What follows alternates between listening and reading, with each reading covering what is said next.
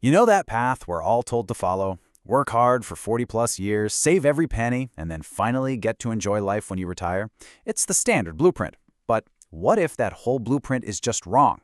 Let's talk about a completely different way to look at things. I want you to think about this question for a second.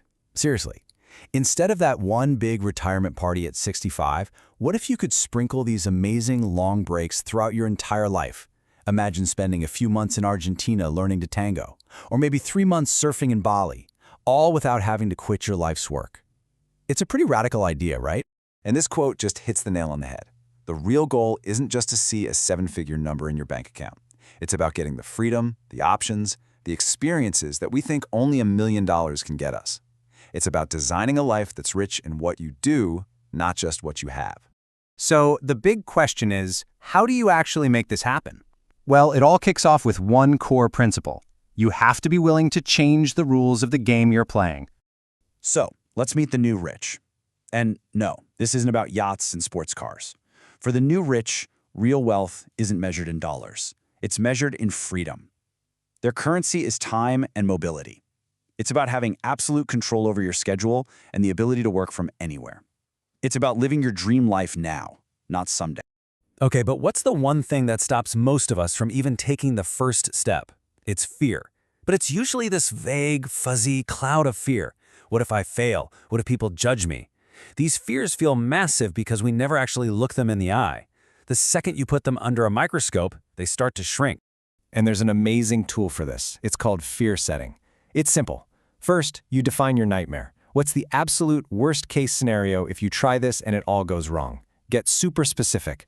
Second, what can you do to prevent that from happening, or at least reduce the odds? And third, if the worst actually happened, what specific steps would you take to get back to where you are now? You'll almost always find that the worst-case scenario is way less scary and way more fixable than you thought. All right, so you've stared down your fears. The next big move is to take back your time. And this means getting absolutely ruthless about focusing only on what truly moves the needle. Now, this is a game changer. Most of corporate life is obsessed with efficiency. Answering emails in 30 seconds, clearing your inbox. But that's just getting good at being busy. Effectiveness, that's about making sure you're working on the right things to begin with, the few things that actually produce the results you want.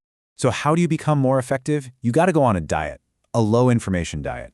Just like junk food, useless information clogs up your brain and kills your focus. So try this. Stop scrolling through news feeds just because. Batch your emails. Check them once in the morning, once in the afternoon. That's it. Say no to meetings that don't have a clear goal. This isn't about being lazy. It's about protecting your most valuable asset, your attention. Okay, so you've changed the rules, you've started to reclaim your time. Now, for the fun part. You need an engine to actually fund this new life. Let's talk about building your money machine. We're not talking about creating another soul-crushing job for yourself here. The idea is to build what's called a muse. Think of it as a small, automated business that brings in money without needing you to be there all the time. It's designed from day one to run on its own. This old AT&T slogan says it all. You are not your business. The goal is to build a system, a process that works without you. The system is the product, not your time and effort. The whole point is to make yourself obsolete from the day-to-day operations. And here's the best part. You don't need a huge loan to do this. You just have to test smart. Step 1, pick a niche market that you're already a part of. You know the people, you know their problems. Step 2, think of a simple product to solve one specific problem they have. And step 3, this is crucial. Run some simple, cheap online ads to see if people will actually click the buy button before you've built anything. Test the demand first. So when you put all these pieces together, the mindset, the reclaimed time, and the automated income, that's when you unlock the final stage, true freedom. And this is really what it's all about. This is the ultimate goal. True wealth isn't a number. It's having complete control over what you do, when you do it, and where you do it from. A dollar is worth so much more when you have that level of freedom.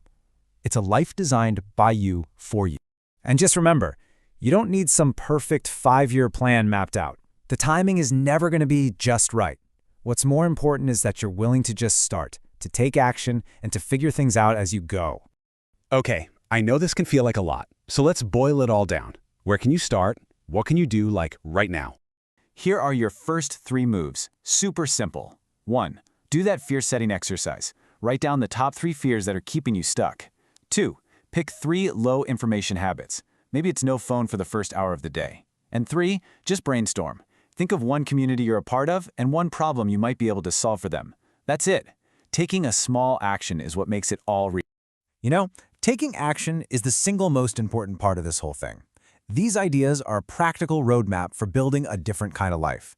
If you're ready to actually apply these principles to find more clients and free up your time, you can take that next step by booking a free call with CT Marketing using the link below.